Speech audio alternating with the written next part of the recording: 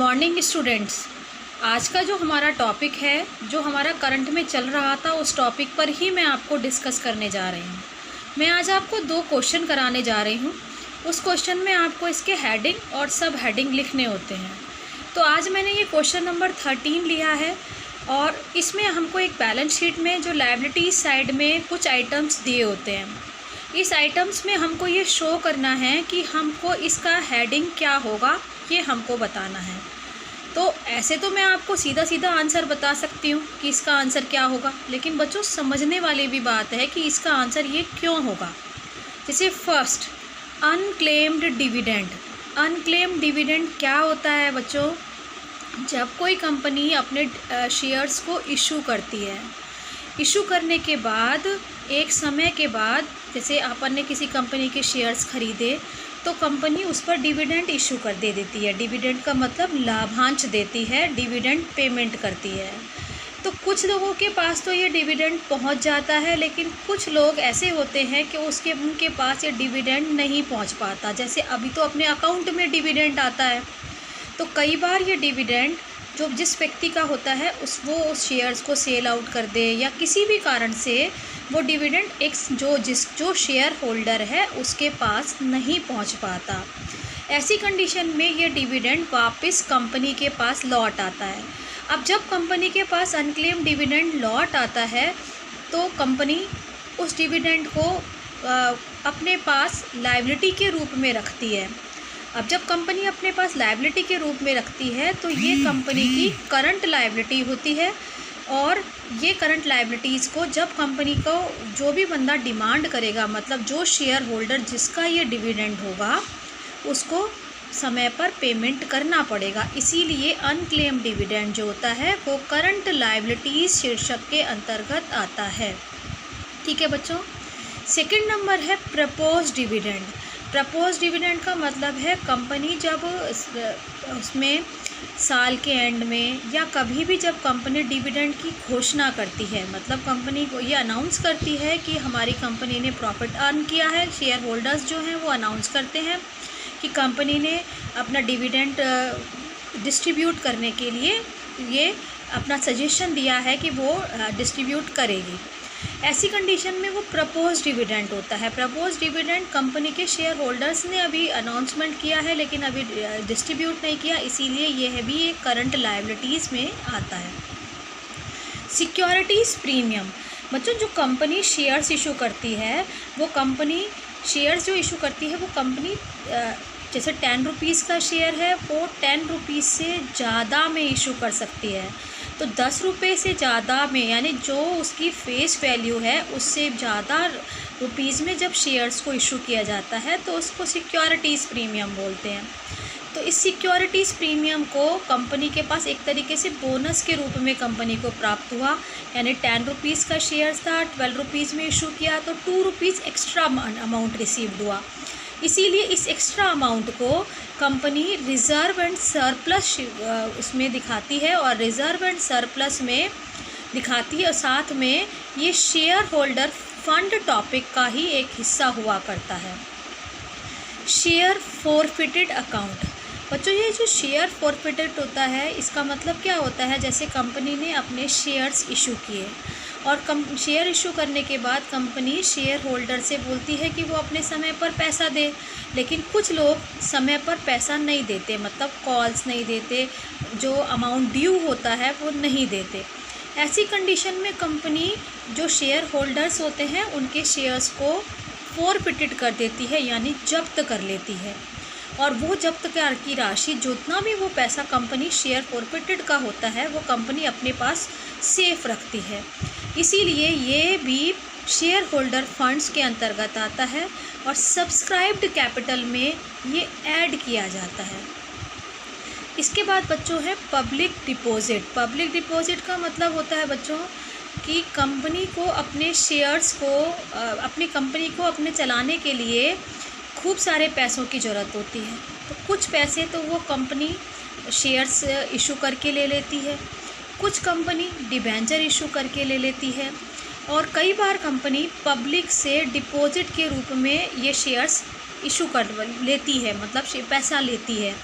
तो जो अपन जैसे सामान्य लोग होते हैं जो कंपनी में पैसा लगाते हैं वो पब्लिक का डिपॉजिट कहलाता है। ये थोड़ा लंबे समय के लिए लेते हैं, इसीलिए इसको लॉन्ग टर्म बोरोइंग यानी कि लंबी अवधि के ऋण के रूप में लिखा जाता है। इसको लिखा जाता है लॉन्ग टर्म बोरोइंग। ऐसे ही बच्चों डिबेंचर्स होते हैं। डिबेंचर जैसे शेयर्स होते हैं वैसे ही डिबेंचर्स हुआ करते हैं।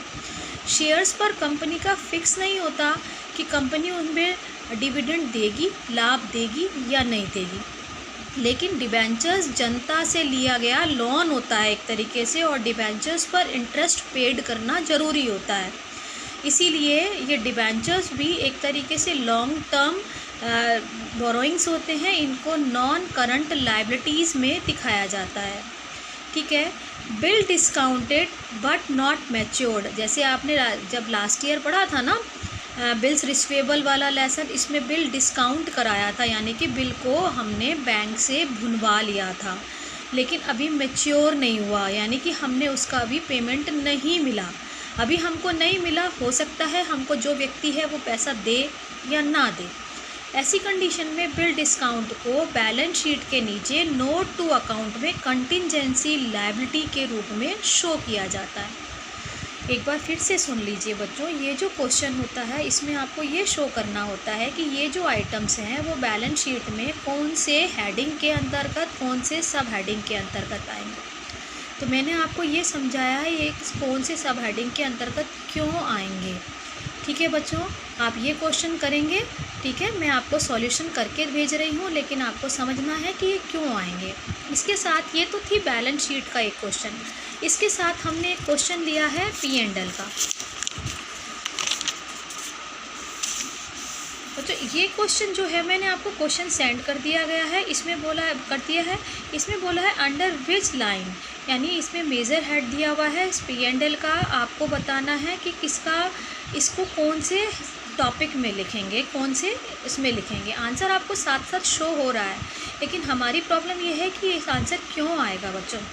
सबसे पहले है लोन प्रोसेसिंग चार्जेस। देखो बच्चों, जब हम किसी से लोन लेते हैं, यानी कंपनी कभी भी, जब ये कंपनी का लेसन पढ़ रहे हैं इसलिए हम कंपनी के बारे में डिस्कस कर रहे हैं। जब कंपनी लोन लेती है तो उसके लिए उसको बहुत सारा पैसा खर्च भी करना पड़ता है। तो जब कंपनी को खर्च करना पड़ता है, यानी कि ये पैसा हमारे को कंपनी को चलाने के लिए लेना है, इसीलिए इसको फिनेंस कॉस्ट में लिया जाता है। नेक्स्ट है sale of product. Sale of product मतलब नॉर्मल सेल, इसको हम रेवेन्यू फ्रॉम ऑपरेशन टॉपिक में लेते हैं।